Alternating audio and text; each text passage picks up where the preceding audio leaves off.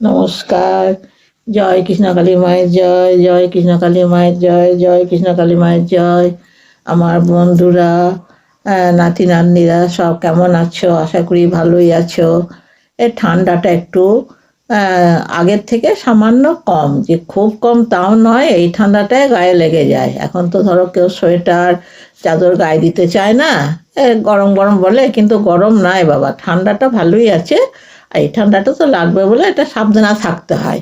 তা আমি তোমাদেরকে একবার দেখি আমার বন্ধুরা কি করছে, একবার ফোন করি, অনেক গল্প করি তোমাদের সঙ্গে একটু। আর আমার গল্প তো ঠাকুর দেবদার গল্প, বুঝতেই পেরেছ। হ্যাঁ, সব রকম ঠাকুর দেবদার গল্প করতে আমি ভালোবাসি। তা আমি এখন তোমার কৃষ্ণকালী মায়ের সম্বন্ধে তোমাদের কাছে কিছু বলবো।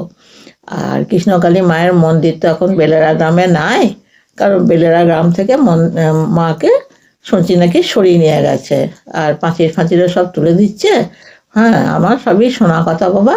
হ্যাঁ, আমি যেটা শুনি সেটা তোমাদের কাছে বলছি। তারপরে মায়ের মন্দির তৈরি হচ্ছে, তৈরি অনেকটা হয়েও গেছে, কিছুটা বাকি আছে।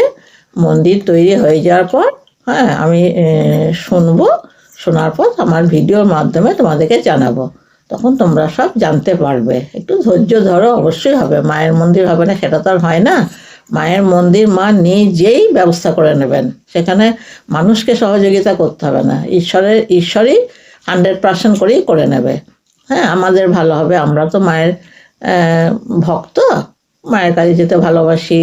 হ্যাঁ, মায়েরকে পুজো দিই, এগুলো আমরা করি। তা তবে তোমরা কি বলো তো, মায়ের মন্ত্র জপটা করবে। মায়ের মন্ত্র জপটা হচ্ছে খুবই শক্তি। মায়ের মন্ত্র জপ করলে অনেক তোমাদের আশা পূরণ হয়। আর আমিও মায়ের মন্ত্র জপ যখন সময় পাই তখন মায়ের মন্ত্র জপ করি। আর মায়ের মন্ত্রটা এমন কিছু কঠিন নয়, তাই তোমরাও মায়ের মন্ত্রটা জপ করবে। আর মন্দির হবে, ধৈর্যটা ধরবে, মন্দির অবশ্যই হবে। মন্দির কখনো না হয় বাবা, মন্দির বন্ধুরা তোমরা আরও করবে, মন্ত্রটা জপ করবে। হ্যাঁ, মায়ের মন্ত্র জপ করলে অনেক শক্তি হয়। মায়ের মন্ত্রটা হচ্ছে খুব জাগ্রত। আর মায়ের মন্ত্র হচ্ছে কি বলতো, জয় কৃষ্ণকালী মায়ের জয়, জয় কৃষ্ণকালী মায়ের জয়, জয় কৃষ্ণকালী মায়ের জয়। এমন কিছু কঠিন না, এটা যখন সময় পাবে তখন করবে। হ্যাঁ, তবে কেউ যদি বলো আমি বাসি কাপড়ে করবো না, কি কাপড় চান না করে করবো না, শোনো, সেটা কোনো অসুবিধা নাই। মনের ভেতর ভক্তি থাকলেই, তোমার যদি মায়ের প্রতি ভক্তি থাকে, তুমি যখন পারবে তখন ডাকবে মাকে, মা সবসময় শুনবে। ওটা আমাদের মনের যে চান বাসি কাপড়ে করবো না, চান করে করবো না, সেটা ঠিক, সেটা কথা নয়।